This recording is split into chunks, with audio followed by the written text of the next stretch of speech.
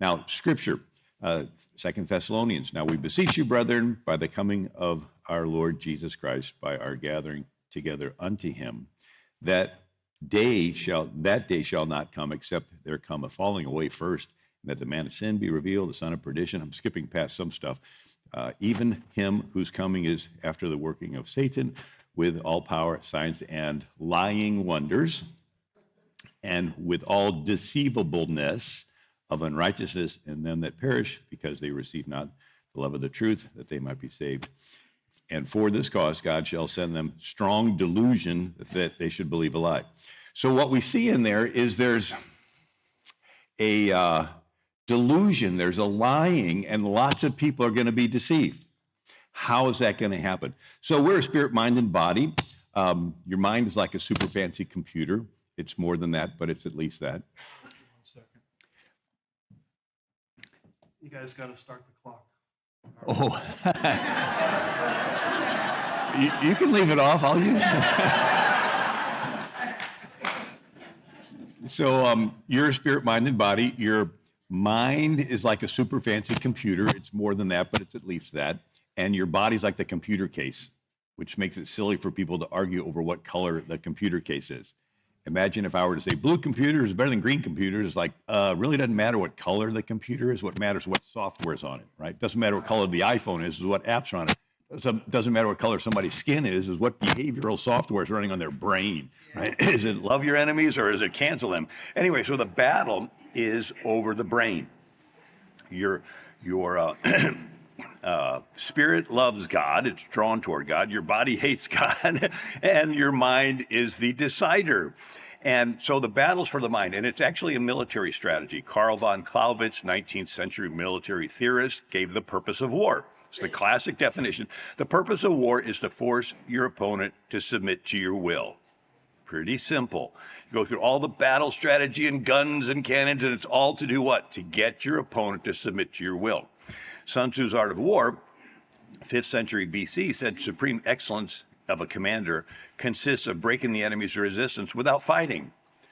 So you want to get them to submit to your will, but if you're really good, you'll get them to submit without a fight. You'll make them think you're more powerful than you are. You'll demoralize them. They'll get confused.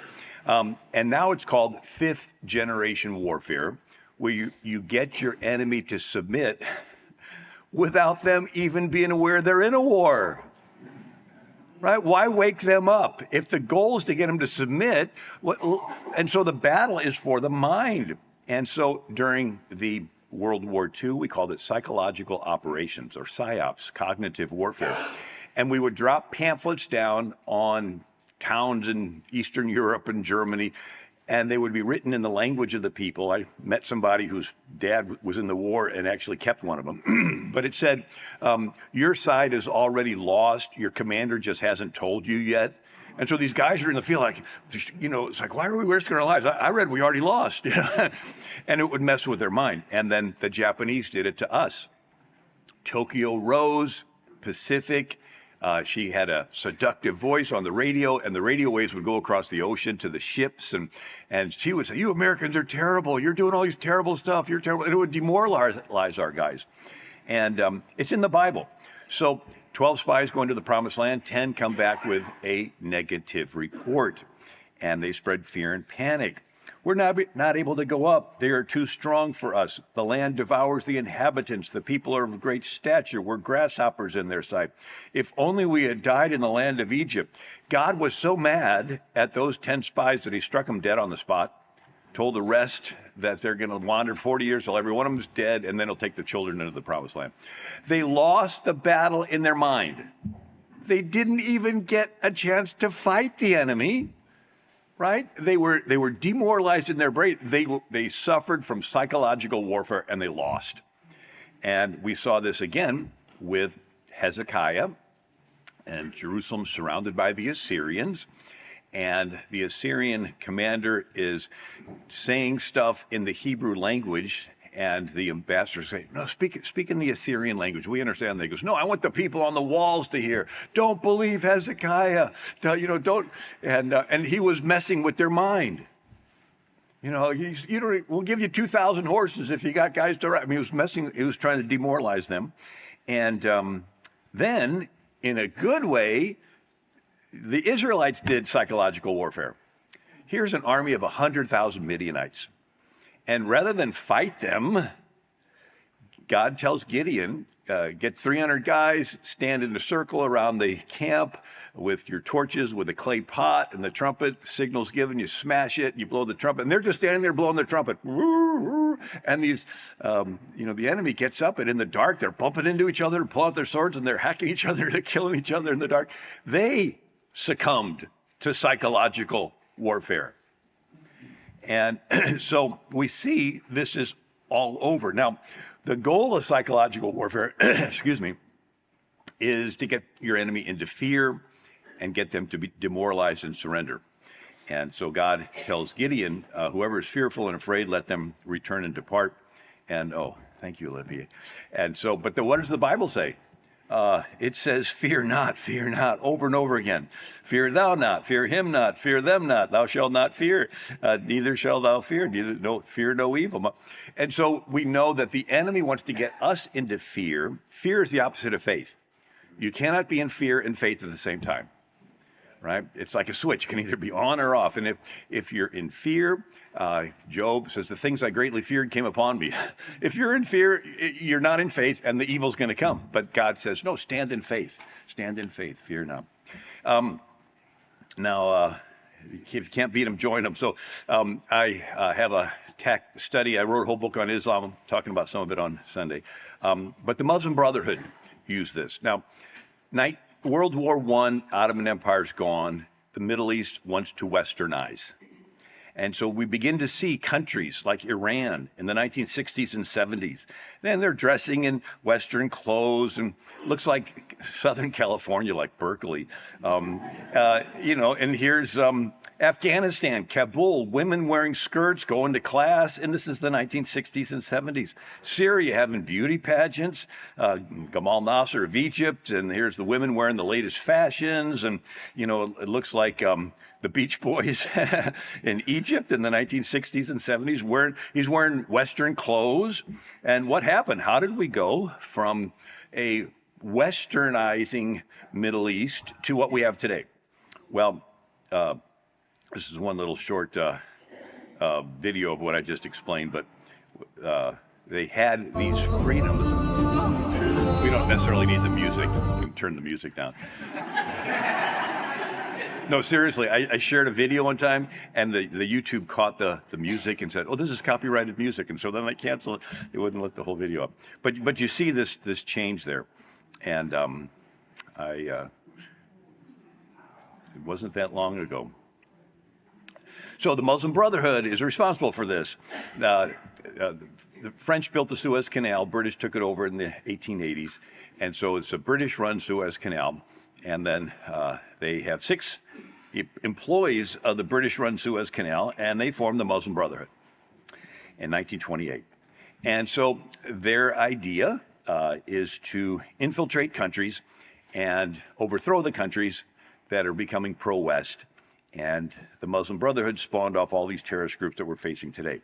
And so they based their strategy on the 2 cities Muhammad lived in. In Mecca, Muhammad was a religious leader. In Medina, Muhammad becomes a political and military leader. And he kills 3,000 people and fights in 66 battles. So the Muslim Brotherhood said, let's make this our strategy. We'll go into countries as religious Muslims, and when the signal's given, we'll turn into political and militant Muslims and overthrow the country. And so they did this in the Middle East and Egypt and all those countries. And King Abdullah of Jordan, he was actually nice to the Jews, and the Muslim Brotherhood infiltrated people assassinate him. Anwar Sadat, he does a treaty with Israel. Menachem Begin, they both get the Nobel Peace Prize. Billy Graham's praised Anwar Sadat for this peace. Well, guess what? The Muslim Brotherhood had infiltrated the Egyptian military. It was an affiliated group. And they're having a parade.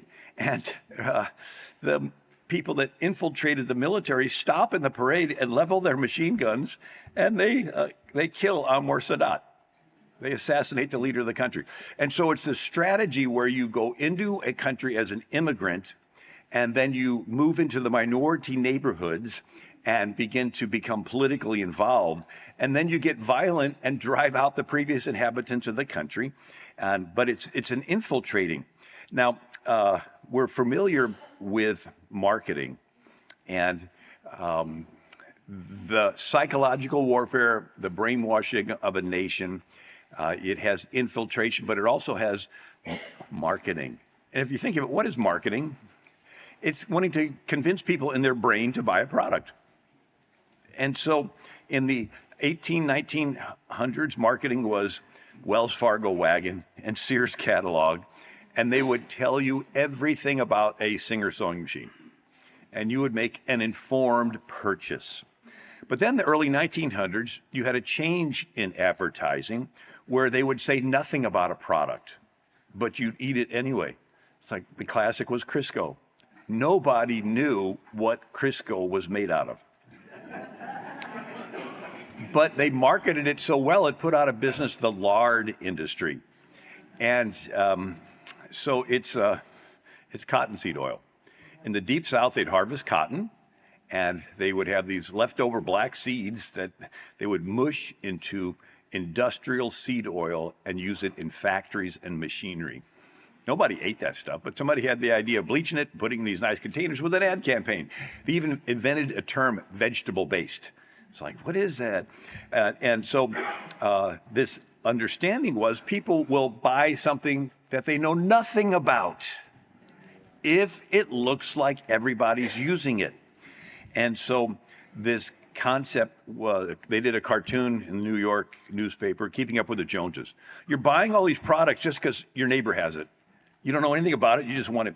And the person that introduced this was Edward Bernays. He is the nephew of Sigmund Freud, the psychoanalyst that discovered what? That discovered we're social creatures, right? And we want to fit in, and we don't want to be rejected. Simple, but powerful. And so he writes a book called Propaganda in 1928, and he says, women think they're buying shoes. They're not.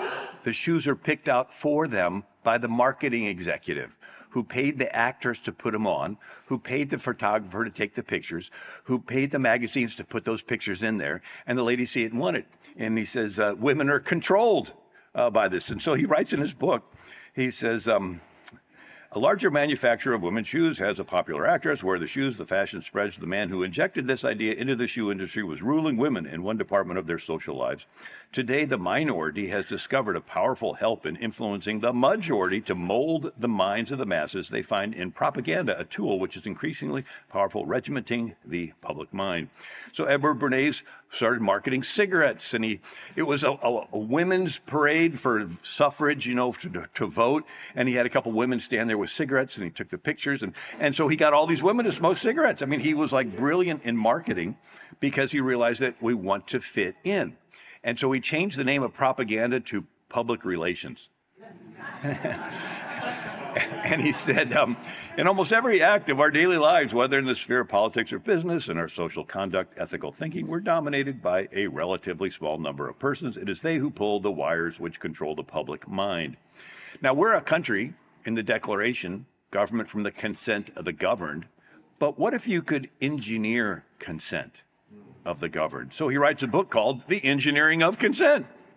Manipulation of the opinion of the masses is an important element in democratic society.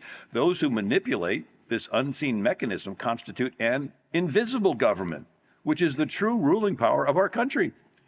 And so you vote, but you vote based on what you read about the candidates. Well, who controls what you read? So if they can control that information. And he writes another book, Crystallizing Public Opinion, and then another book that Noam Chomsky writes, Manufacturing Consent. And so our country is controlled by laws. Laws are controlled by politicians. Politicians are controlled by voters. Voters are controlled by public opinion. And public opinion is controlled by media in the short run, education in the long run, and through the church. Now, in colonial America, there was just the church, right? It's been diminishing in its influence, but that's why they want to get it woke, because they know it still can influence people. And then the internet, because all of them use the internet nowadays to communicate. So whoever controls the internet and can infiltrate churches and make them woke, and infiltrate schools, and then infiltrate the media, they control what the people hear and know. And then based on what they hear and know, they form opinions, and then they vote based on their opinions, and then the candidates get in because they were voted in, and then the candidates make the laws, and then the laws control the country. So the battles for the mind. Judge Learned Hand said, the hand that rules the press, the radio, the screen, and the far spread magazine rules the country.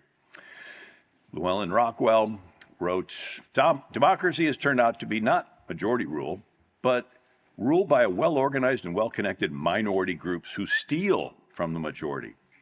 Will and Ariel Durant wrote, democracy is the most difficult of all forms of government, since it requires the widest spread of intelligence. Ignorance lends itself to manipulation by the forces that mold public opinion. We saw this during the Spanish-American War. In Cuba, Spain was starving the people. About a quarter of the country was in concentration camps because they wanted independence, and Spain didn't want them to have it. And they're 90 miles off the coast, but America doesn't want to get involved because we're still recovering from the Civil War. And so William Randolph Hearst has his New York Journal.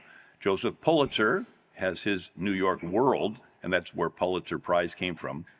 And they printed newspapers on inexpensive paper that turned yellow after a couple days. And so they called it yellow press journalism. And so they realized that, gee, with owning newspapers, we can sway the opinion of the country. So where the country didn't want to get involved in the plight of the Cubans, they wanted to sway the country.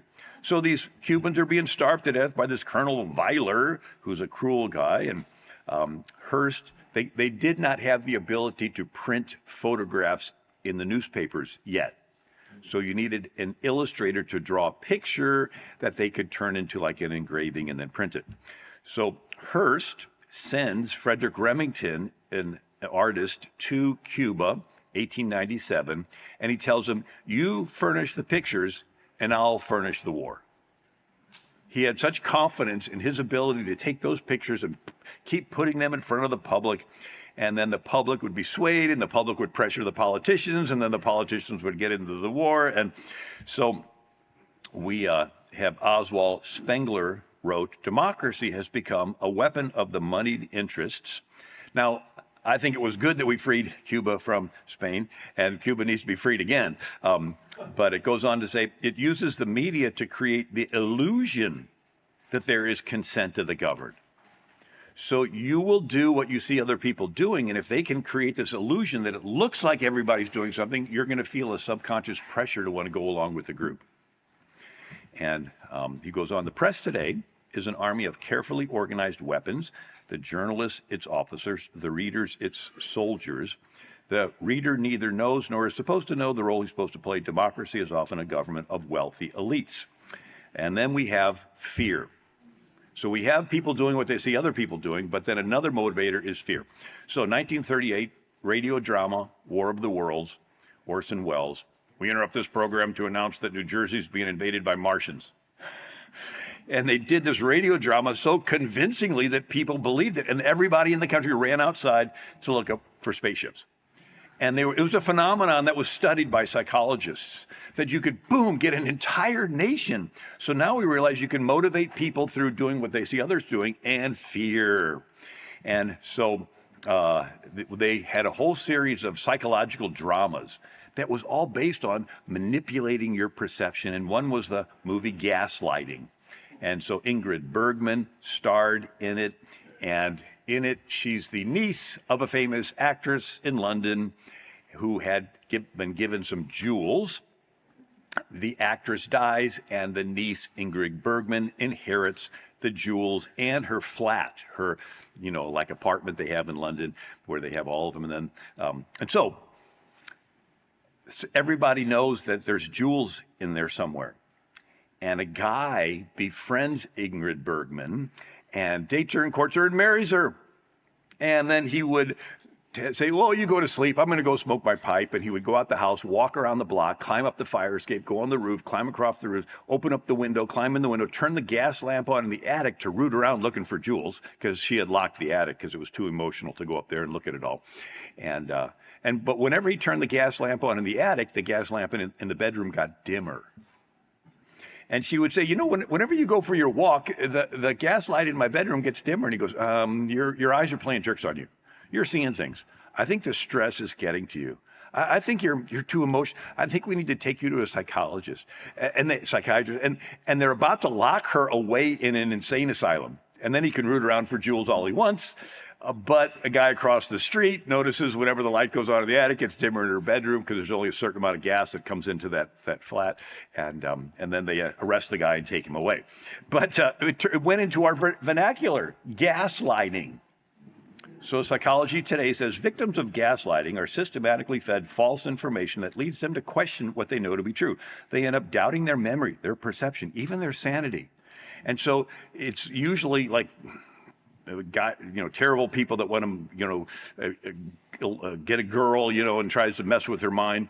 But it's done on a nationwide basis.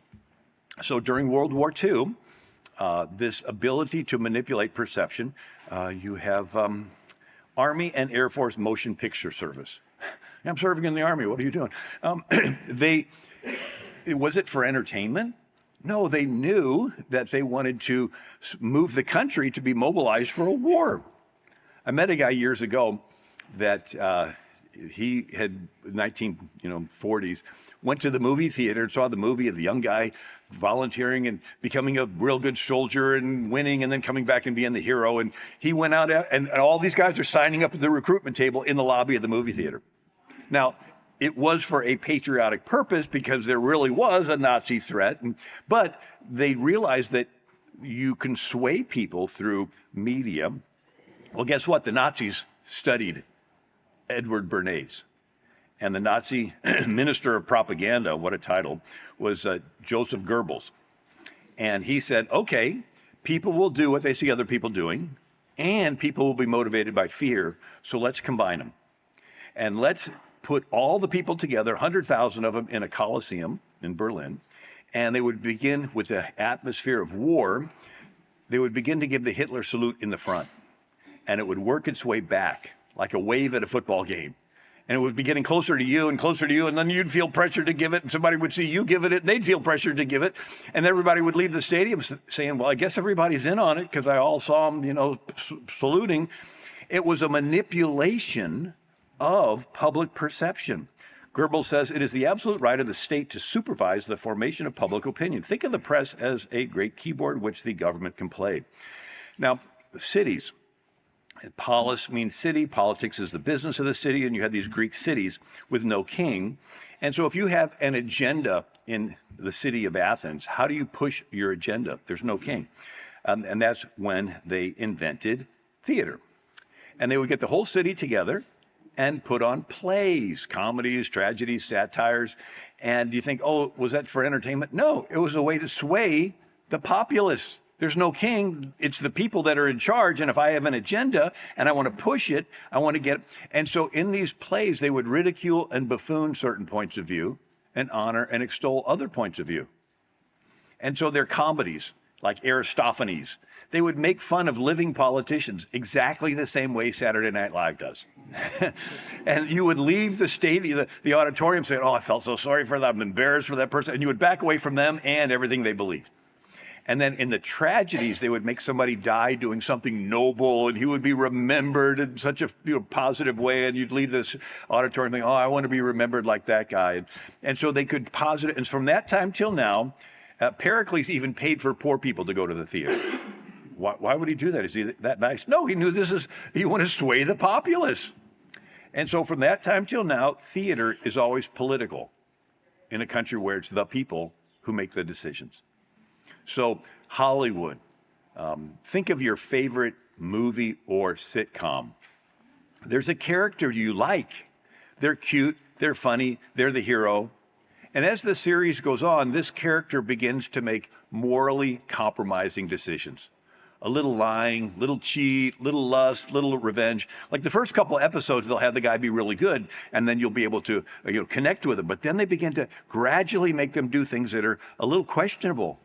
And then you find yourself apologizing for that character, saying, yeah, I know James Bond is with a woman that he's not married to, but he's about to save the world. So can we get on with the story? Right? And it minimizes something that used to be important to you, marital fidelity. And then they make the hero look so good that you want to wear their tennis shoes and their perfume, right? And so they're manipulating you because you've invested in this character. But it's theater, it's Hollywood, and somebody's paying for it. They're not. So we look at Athens, and Athens had a combination of both theater, but then something called fifth column. So in warfare, you have two columns and then two flanks to attack from the sides. What's the fifth column? That's people inside your enemy's camp or enemy's city that demoralizes them, that confuses them, that weakens them from the inside. So instead of a direct confrontation, so you have a quote from Cicero: "A nation can survive its fools and even the ambitious, but it cannot survive treason from within. An enemy at the gates is less formidable, for he is known, and he carries his banners openly against the city. But the traitor moves among those within the gates freely, his sly whispers heard in the very halls of government. He works secretly to undermine the pillars of a city. He infects the body politic so that it can no longer resist. A murderer is less to be feared." And so during World War II, we had the fear of the Nazis coming in and infiltrating, but the infiltration, you had Stalin wanted to conquer the West with tanks. And Antonio Gramsci said, you'll never defeat the West on the battlefield. You have to rot it from within. And so he calls it's called the long march through the institutions. You're going to have to take a few generations and infiltrate the West and infiltrate all of their media and education. He said in 1916, socialism is precisely the religion that must overwhelm Christianity. And then James Wardner wrote, in the new order, socialism will triumph by first capturing the culture via infiltration of schools, universities, churches, and the media transforming the consciousness of society. So it's been, there's different categories of society, but one is called the Seven Mountains: arts, business, education, family, government, media, religion. These all used to belong to the church, because at the time of America's founding, 98% of the country was Protestant, 3 million people, 1% Catholic, 30,000 Catholics, 0.1% Jewish, only 3,000 Jews in a country of 3 million, only 7 synagogues in the whole country. But it was all Judeo-Christian. So we controlled everything, but we sat back. And so during the Cold War, you had the communists infiltrating, like Antonio Gramsci suggested. And in 1963, Albert Herlong, congressman, read their 45 goals, and I just listed some here. Infiltrate the press, infiltrate the churches, and replace revealed religion with social religion. Infiltrate and gain control of more unions, infiltrate, gain control of big business like BlackRock, State Street, Vanguard, all those, and capture one or both political parties, gain control of key positions in radio and TV. This is 1963. That they talk about it. You know, one of the key examples of media swaying people was the first televised presidential debate. Nixon, Kennedy. Nixon did not put on makeup. And the bright studio lights made him look like he had bags under his eyes and he looked pretty bad. Kennedy put on makeup. Everybody that heard the debate on the radio said Nixon won. Everybody that saw it on TV, primarily women, said Kennedy won because he looked younger and nicer. And so it doesn't really matter what they say, it's this perception of the impression. And so Albert Herlong goes on, get control of Teachers Association, put party line in textbooks, get control of the schools, use them as transmission belts for socialism, communist propaganda, use student riots to foment protest. This was in the 1960s, get control of the schools. They've been working this. Now, an individual water molecule acts a certain way, but you put it with other water molecules and that it acts together, like a wave, an individual fish in a bowl, but you put it with other fish and they operate together. You put a bird in a cage, but you put it with other birds, it operates as a group. And guess what? We're individuals, but you put us with other individuals and we operate as a group. We're always giving and receiving feedback of, are we being accepted or are we being rejected? You're constantly saying stuff, I'm going to be rejected. Are they receiving or are they rejecting? And so this is different. So most of the world is what's called honor shame culture. That you will do what you have the group honors you for, and you will not do what the group shames you and ostracizes you and ridicules you for. And this is different than the Bible. The Bible says you're not supposed to care about the group. And so they manipulate the desire to fit in, and it's been going into the classrooms. And so it's called social emotional learning or behavior modification. And it is taking all of what I just explained to you and applying it to little innocent kids. And Alinsky said, ridicule is man's most potent weapon. Nobody wants to be left out of the party and not put on the team. And, everybody wants to be picked. And so you think of Disney. Here is billions of dollars worth of product. Frozen T-shirts, frozen pajamas, frozen Band-Aids, frozen lunchboxes. A lot of products, a lot of money's being changed hands, and it's all based on what? Convincing a child to want something. Billions of dollars, and it's all based on what can we do to get a little child to want something. And children will do what they see other people doing. They see all their friends at school wearing this kind of tennis shoes, and they say, I want this kind of cereal at the grocery store. And so now they've weaponized it. It's called the pyramid of oppression. And they teach this in the classroom. The top of the pyramid are the cisgendered. That's their term for somebody who believes there's a male and a female. They're the oppressors. They're on the top of the pyramid. They're the oppressors. Everybody else down the pyramid, asexual, bisexual, homosexual, pansexual, transsexual, they're being oppressed by the oppressors. And then they ask the kids, which one are you? Well, none of the kids are going to pick the oppressor, so they'll pick anything else. And you look at it, here's Maryland Public's largest school district sees a 500% increase in non-binary trans students. Trans-identifying students increased 991% in 2 years in wealthy DC suburb. Here's one, 1,800 students at UC Davis identify as trans, non-binary. Here's one, unprecedented 5,000% surge in trans teens.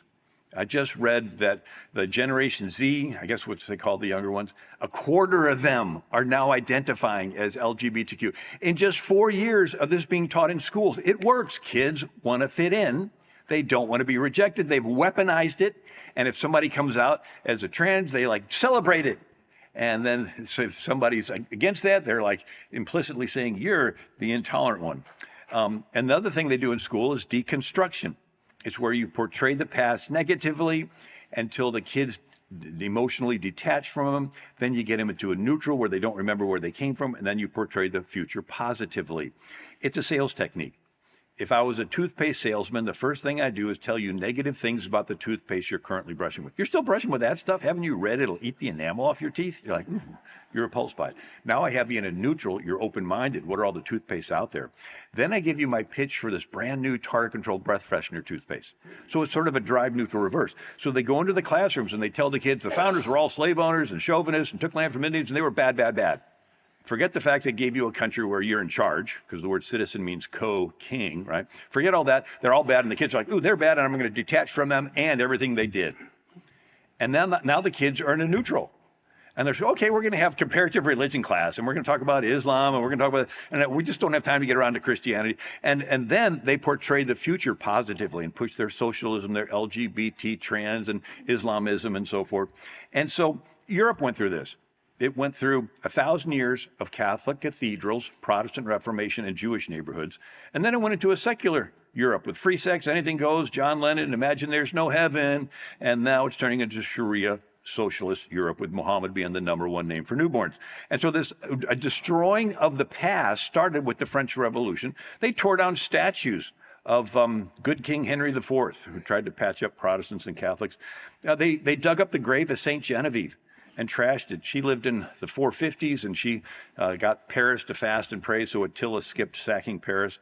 I mean, during this French Revolution, they wanted to destroy history because they wanted to do something new, right? And China did this. So 3rd century BC, the Warring States period, half a dozen kingdoms fighting. One guy wins, Qin Shi Huangdi, and he unifies China.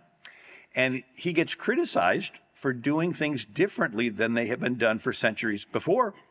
And he got tired of being criticized.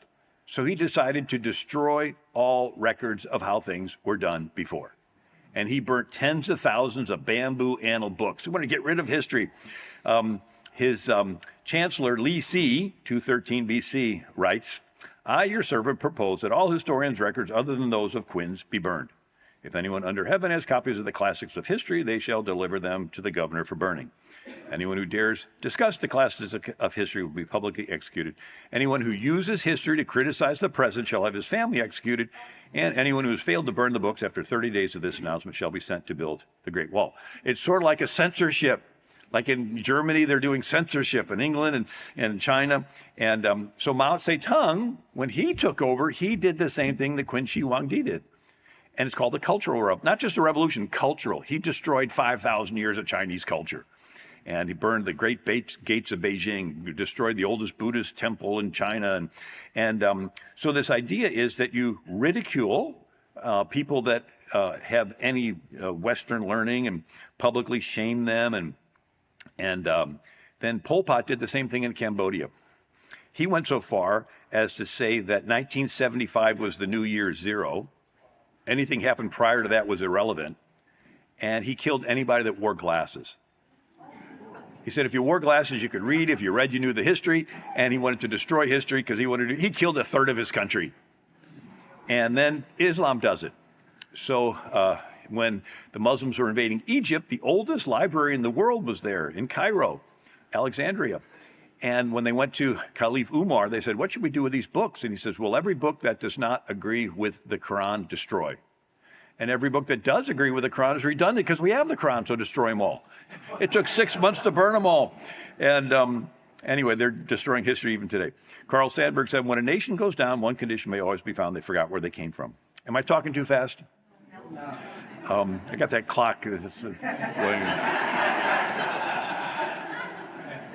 More recently, George Orwell wrote 1984, written in 1948. I just switched the numbers. And there's an actor named Winston, a character. He's sitting at his desk. He works for the government's Ministry of Truth, which basically does all the lying. And he sits at his desk, and down the little pneumatic tube, that was a new invention, like at a bank, you put in your deposit, comes the history that needs to be edited. And he would do the editing, and he would take the original history and put it in another pneumatic tube. It would be sucked down into the incinerator in the basement and burned. It's called down the memory hole. And so he writes about this. Every record has been destroyed or falsified. Every book rewritten, every picture has been repainted, every statue and street building has been renamed, every date has been altered. History has stopped. Nothing exists except an endless present, which the parties always write. I know, of course, that the past is falsified, but it would never be possible for me to prove it, even when I did the falsification myself. After the thing is done, no evidence remains. The only evidence is inside my own mind, and I don't know that any other human being shares my memories. Everything faded into mist. The past was erased. The erasure was forgotten. The lie became truth. If there's no God, why tell the truth? Your agenda becomes, right? Saul Alinsky, your agenda is the truth. And so you want to do anything you can to achieve, because if there's no God, there's no right and wrong, and you just want to do whatever you want. And so, so here we have the government spending money to study disinformation, and there's more there. I'm going to skip past some stuff. So now it's called the 1619 Project, Howard Zinn, and People's History. And it's all to portray the past negatively so the students will detach from it so that they can pull them into whatever socialist future they have. You have the color revolution. So after World War II, countries in Europe were free, and they formed republics and elected leaders, and they were trying to dig themselves out of the World War II. But the Soviets didn't like that. So they send in agents to do what's called critical theory. You spend a little time and just live amongst them and observe all the groups, economic groups, ethnic groups, Bosnians, Croats, Serbs, religious groups, Sunni, Shia, Orthodox, and you classify them, some as victims, some as oppressors, the haves and have-nots. And then you would organize protests that you would escalate into riots and violence and bloodshed. Why bloodshed? Because then people think emotionally and not logically. And then you co-opt the media and channel all that emotion to blame the leader of the country for all the problems.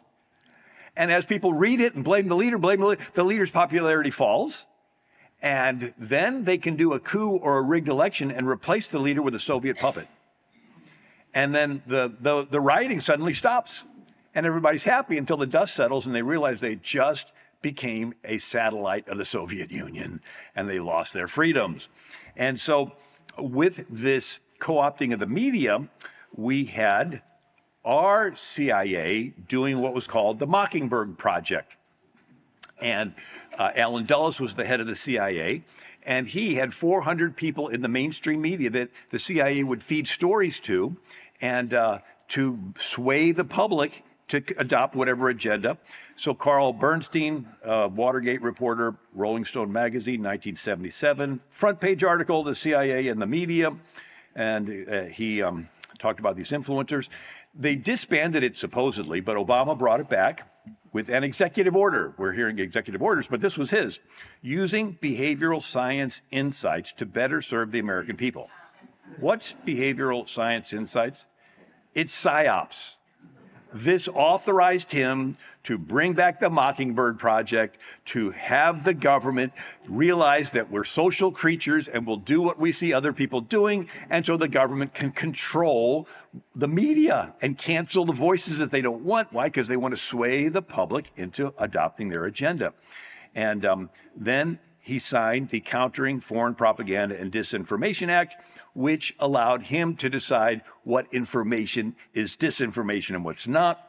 Under cover of Christmas, Obama establishes controversial anti-propaganda agency. It says, before the 2016 Christmas holiday, President Obama quietly signed the 2017 National Defense Authorization Act. Deep within the act is a controversial position called Countering Foreign Propaganda and Disinformation, which establishes a global engagement center under the State Department and consolidates the power of several federal broadcasting entities. The consolidation of power creates some concern regarding journalistic independence and credibility of media outlets. So, Mike Waller, World Book, Big Intel, how Cold War heroes became spy villains, how the left subverted the CIA and the FBI. The dramatic story of the Cold War heroics of the CIA, right? Because they were helping to overthrow countries. So our CIA did the KGB thing in reverse because we didn't want countries to be in the Soviet orbit. So we would have them infiltrate countries and do crisis and then co-opt the media to blame the leader, and then we would get rid of the leader. But it says, the dramatic story of Cold War heroics of the CIA followed by its slide into Marxist influence and deep state dysfunction. Once upon a time, the FBI and CIA fought America's enemies at home and abroad. Now they are tools of the growing police state, attacking the left's political enemies, spying on ordinary American citizens, even parents who push back against radical public schools. How did we get here? And then Google agrees to pay $110 million to do what? To fund local newsrooms. So now they want to take their PSYOPs into your little local newspaper. And anyway, TikTok. And I thought this was an interesting scripture. 1 Kings 22. And Ahab, the king of Israel, had Jehoshaphat, king of Judah, come up. And he says, wilt thou go with me to battle at Ramoth Gilead? And the king of Israel gathered the prophets, about 400 pagan ones, and they all said, go up, the Lord will deliver it into your hands. And Jehoshaphat said, is there not a prophet of the Lord that we might inquire of him? And the king of Israel said, well, there is this Micaiah, but I hate him, for he does not prophesy good concerning me. And Jehoshaphat said, let not the king say so. Then the king of Israel called Micaiah, and Micaiah said, I saw the Lord sitting on his throne, and all the host of heaven standing by him. And the Lord said, who shall persuade Ahab that he may go up to Ramoth Gilead and fall? And the one said, this manner, and another that. And then there came forth a spirit and stood before the Lord and said, I will persuade him. And the Lord said, wherewith? And he said, I will go forth, and I will be a lying spirit in the mouth of all his prophets. And the Lord said, thou shalt persuade him, go forth. A lying spirit in the mouth of the prophets, plural. So you have all these prophets, but it's that same lying spirit that's in there. I thought this was an interesting. I don't know if you can turn the volume up on this or not. Well, our greatest responsibility is to serve our Treasure Valley communities, the El Paso, Las Cruces communities, Eastern Iowa communities, Mid-Michigan communities. We are extremely proud of the quality, balanced journalism that CBS 4 News produces. But we are concerned about troubling, irresponsible, one-sided news stories plaguing our country. plaguing our country. The sharing of biased and false news has become all too common on social media. More alarming, some media outlets publish these same fake stories without checking facts first. The sharing of biased and false news has become all too common on social media. More alarming, some media outlets publish these stories simply aren't true without checking facts first. Unfortunately, some members of the media use their platforms to push their own personal bias and agenda to control exactly what people think. And this is extremely dangerous to our democracy. This is extremely dangerous to our democracy. This is extremely dangerous to our democracy. This is extremely dangerous to our democracy. This is extremely dangerous to our democracy. This is extremely dangerous to our democracy. This is extremely dangerous to our democracy. This is extremely dangerous to our democracy. This is extremely dangerous to our democracy. This is extremely dangerous to our democracy. This is extremely dangerous to our democracy. This is extremely dangerous to our democracy. This is extremely dangerous to our democracy. This is extremely dangerous to our democracy. This is extremely dangerous to our democracy. This is extremely dangerous to our democracy. Notice the company that is displayed in the background there. So here you have this being used over and over again. Other clips that I share, but I'm not going to have time for them. Rand Paul grills Biden, Homeland Security Secretary Mayorkas, about his disinformation governance board. And Rand Paul says, do you know who the greatest propagator of disinformation in world history is? The U.S. government. I think you've got no idea what disinformation is. Are you familiar with McNamara, Pentagon Papers? Are you familiar with George W. Bush, weapons of mass destruction? Are you familiar with the Iran-Contra? I don't want government guardrails. I want you to have nothing to do with speech. Do you think the American people are so stupid that they need you to tell them what truth is? I don't trust government to figure out what truth is. Government is largely disseminating disinformation. Personally, I think it was a miracle that Elon Musk bought Twitter and broke their narrative. And Lord Acton said, official truth is not actual truth. And then Kissinger said, it's not a matter of what is true that counts, but a matter of what is perceived to be true. And I thought this was interesting. Americans trust mass media. Democrats, 73%, independents and Republicans, 10%. So you've got more of the Holy Spirit that warns you of when you're hearing a lie. And so lots of articles on this. And so this was interesting. A lot of money that goes to foreign countries, actually the corrupt leader keeps a part of it and lives really good, and the rest of it gets funneled back to the politicians in America that voted to give them the money. It's a money laundering scheme. Anyway, psychological operation and brainwashing. Now, during the Cold War, people made it through World War II. Remember Stalag 13 and The Great Escape and Hogan's Heroes? You know, they're in a little barracks and they're all buddying up and encouraging each other. Not the Korean War. They would isolate our guys for days, weeks, months until they got to this emotional, vulnerable place where they just craved wanting to have another human interaction. Right? They want to be with the buddies, a slap on the back. And when they're at this vulnerable spot, they would bring them into a room of guys who had already caved. But before they could be accepted in the group and get that emotional support that they craved, they had to reject America. Okay, America's bad. All right, you're one of us now. Okay. And after they were rescued, they still hated America. And our people, country psychologists are like, what happened to them? And so they realized that if you isolate people, lock them in their homes, get them to social distance, 6 feet, and until they just crave wanting to get back to normal. And they say, okay, but before you can get back to normal, you have to put this in your body, wear this on your face, and let us track you everywhere you go. And you're like, yeah, whatever. I just want to go back shopping again. I just want to go for a restaurant again. And so it was this manipulation of our desire to want to fit in with others. And they would give, anyway. So then they did what's called the Solomon Asch conformity experiment. Again, they're trying to figure out how group acceptance manipulates. So they would pull 8 students into a classroom. 7 had been paid ahead of time to be actors. 1 was a naive participant. And the teacher put 2 cards on the front desk. 1 card had 1 line, the other 3 lines. And one by one, they would go around the room, and the paid actors would say that the shorter line was equal to the first line. And they would say it really convincingly and everything. And it finally got around to that 8th naive participant. 30% of them would deny their own eyes to fit in with the group. They're looking at the lines with their own eyes and they're not equal. But they say, well, everybody else says they're equal. Yeah, I think they're equal too.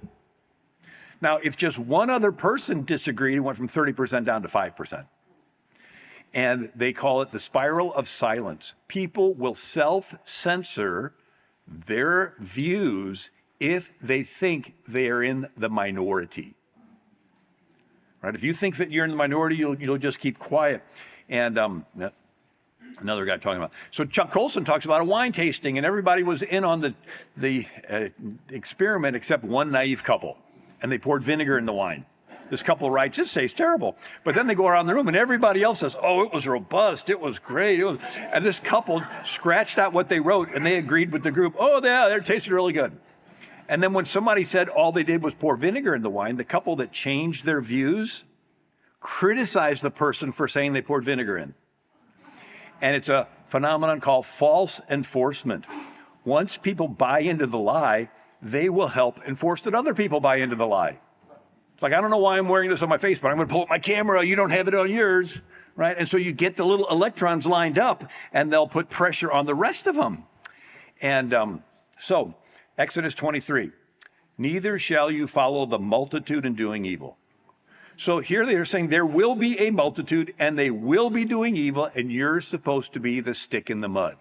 The whole human experience is a choice. Now, I'll talk about it other times, but you have all of creation, and God has everything run by rules, and we're the only ones with a free will. And He made us for fellowship. He made us to love Him, but there needs to be the choice not to love Him, for the choice to love Him, to be the choice to love Him. And so it's called the forsaking of all others and choosing the one. And I'm going to do one other experiment. I got 3 minutes left. So after the Holocaust, they're like, are all the Germans bad? And then they did this one experiment. And a decade earlier, psychologist Stanley Milgram had also looked at how we respond to authority. Yale. In order to understand how people were induced to obey unjust regimes and participate in atrocities such as the Holocaust, he set up an experiment. Volunteers were told they were taking part in scientific research to improve memory. Would you open those and tell me which of you is which, please? Teacher. Learn. Teacher. Separated by a screen, the teacher would ask the learner questions in a word game and administer an electric shock when the answer was incorrect. He was told to increase the voltage with each wrong answer. Cloud. Horse. Rock. House. Answer. Wrong.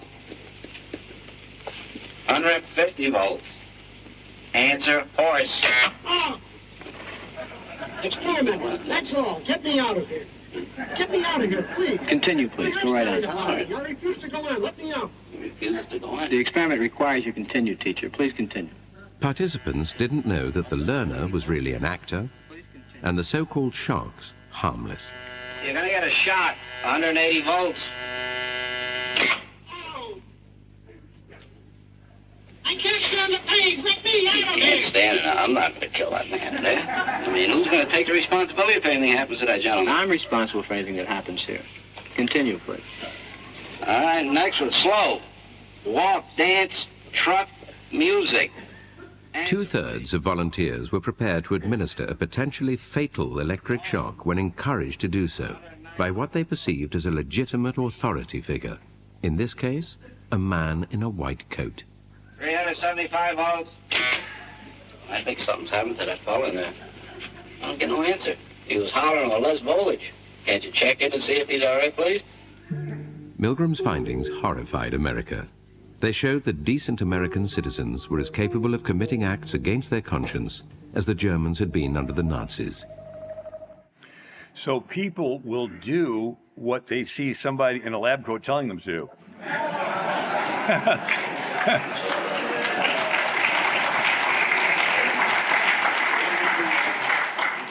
So we've taken buying shoes because it looks like everybody's doing it to administering a deadly shock. Why? Because you want to have approval from somebody. And so the battle is for our minds. I don't have time for it, but another part called psychological projection where they do bad stuff and they blame you for it. Potiphar's wife accused Joseph of lusting after her when she was lusting after him. And this is a Military Review magazine, 1960, and it says, this is an example of propaganda, technique of name-calling. It is what the psychologists call projection. If you do something wrong, accuse the enemy of doing it before he accuses you. The one who makes it first has the advantage. A person ascribes motives to the opposition. He says, we've all heard children claim, he hit me first in order to escape blame for the fight. Soviet Union behaves the same way. So this is where you have them doing bad stuff and blaming you. David Axelrod was an advisor to a previous president. He said in Chicago there was an old tradition of throwing a brick through your own campaign office window and then calling a press conference to say you've been attacked. So you do the bad stuff and you blame the opposition. And so when Hillary Clinton was Secretary of State, she approved money flowing, coming from Ukraine. She approved this Uranium One deal, and then $145 million from these sources appear in her Clinton Foundation. And so she's colluding with Russia. So what does she do? She pays for a Steele dossier to accuse Trump of colluding with Russia, right? And here it is. Hillary Clinton campaign pays $113,000 FEC fine in admission of guilt for producing the Steele dossier. And then you have Biden saying, I'm going to withhold money from Ukraine unless they stop investigating my son. So he's extorting Ukraine. What do? They accuse Trump of extorting Ukraine. Biden had classified documents in his garage. What do? They accuse Trump of having classified documents. They just wanted the headlines because they did this projection where they blame you. And Mitt Romney, Harry Reid lied about Mitt Romney not paying his taxes. And then Time Magazine said he did pay his taxes, and Romney says, well, I lied, but he didn't win, did he? So it's okay to do the bad stuff and blame the opponent for doing the bad stuff. And there's more there. Charlie Hurt, Fox News, the whole thing is like this game of projection. Whatever they accuse President Trump of doing, we find out that not only did President Trump not do it, but they did it. Elon Musk. They deflect attention away from themselves. It's sort of like a preemptive moral strike. Those who are saying that Trump is a threat to democracy are themselves actually the threat to democracy. And Nancy Pelosi called it the wrap-up smear. It's a diversionary tactic. You demonize them, and the wrap-up smear, you smear somebody with falsehoods, and then it's reported in the press. And anyway, there's a lot more there. So you have the minority of high priests, the priests stirring up the people to want Jesus. The people love Jesus. Here, 4 days earlier, Jesus comes into Jerusalem riding a donkey, and they're saying, Hosanna in the highest. And so they're praising him. But the small minority of priests manipulated the people to say, crucify him. And so why are we saying this? Because we see that they're trying to, they're going to try to manipulate people in the last days. You know, there's the story of King Zedekiah, and he's bad. And Jeremiah says, if you surrender to the king of Babylon, Jerusalem is going to be spared. And Zedekiah says, what will the Jews in captivity say about me? It's like, dude, you just got told by the prophet that this city is going to be burnt to the ground. And you care about what some people who are already in captivity are going to say about you? The fear of rejection is very powerful. Are you willing to be rejected by your friends? It says, some were going to follow Jesus, but they didn't confess him publicly, lest they should be put out of the synagogue, for they love the praise of men more than the praise of God. And so Peter's with a group around a fire, and a girl gets in his face and says, you were with Jesus. And you can just picture Peter looking around the fire, and everybody's eyeing him, and he realizes he's about to get kicked out of this group. No more acceptance. And he says, I never met the guy. It's like, that's it? You were with him for 3 years, and you denied him that quick? It's really a power that exerts itself, that we want to be part of a group. We do not want to be kicked out of a family group, a cultural group, any type of group. But after the resurrection, Peter's filled with the Holy Spirit, and they say, we gave you strict orders not to teach in his name, the Sanhedrin. And Peter said, we must obey God rather than the men. Suddenly, Peter doesn't care about being kicked out of a group. What happened to him? Right? He's filled with the Holy Spirit. And so when everybody's kneeling in protest to the flag, this Giants pitcher, James Coonrod, was the only one not to kneel. Afterwards, they asked him why. He says, I'm a Christian, so I just believe that I can't kneel before anybody besides God. It's only when you have a relationship with God can you not care about group pressure. Jonathan Isaac, I met him. He's the only player not to kneel in protest to the flag. And afterwards they asked him why. He goes, all lives are supported through the gospel. Everyone's made in the image of God, and we all share in his glory. And so this idea of, do we want the approval of man or the approval of God? All of humanity, why did God make us? Well, for a relationship. And so there has to be the choice not to have the relationship for the choice to be a choice to choose him, right? For the forsaking of all others and choosing the one. And I'm skipping past stuff because of time. So, movies. Romance movies builds up to this moment of forsaking of all others and choosing the one. I think God is pushing the world to a decision-making moment. And what's the choice? Do you want to be accepted by the group? Do you want to be accepted by God? He set up this thing. And so the group gives you this group acceptance, but what's the state? The state is a weaponized group, saying if you don't cave to the government, then you're going to have all this bad stuff happen to you. And so God is putting us into a position where we have to make a choice. Do we want to be accepted by the group? If you want to be accepted by the group, the goalposts are constantly moving. And they're going to take you like, the J.K. Rowling, the Harry Potter author. And, for the longest time, she was like, she's pushing stuff that's maybe not as biblical. Well, she stood up for man and woman. Well, guess what? The left dumped her, right? It's moving goalposts. And it's going to take them all the way to hell. And all the way to say, well, you got to accept Satan. Well, if the group says so. And then there's those that says, I'm sorry, this far and no further. I'm going to say no to the group. And I may lose my friends. I may have people block me. But all I care about is Jesus. Amen. Anyway, thank you so much. Yeah.